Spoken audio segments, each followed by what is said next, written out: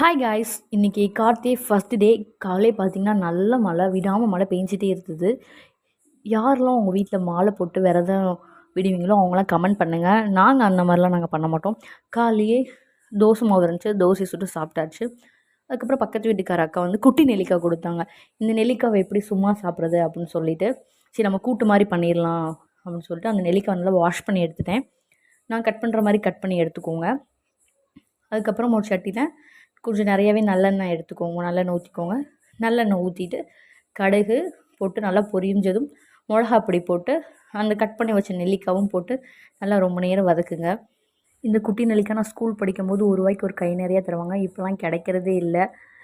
மத்தியானத்துக்கு அப்புறம் நல்லா வெயில் அடித்தது. இந்த ஸ்டேஜ் வரைய வந்து நல்லா நெல்லிக்காவை வதக்கிக்கோங்க. லன்ச் வந்து மத்தியானம் சிம்பிளாக லெமன் சாதமும் புதினா துவையல் நெல்லிக்காய் கூட்டு வச்சு முடிச்சாச்சு. அடுத்த வீடியோ பார்ட் 2ல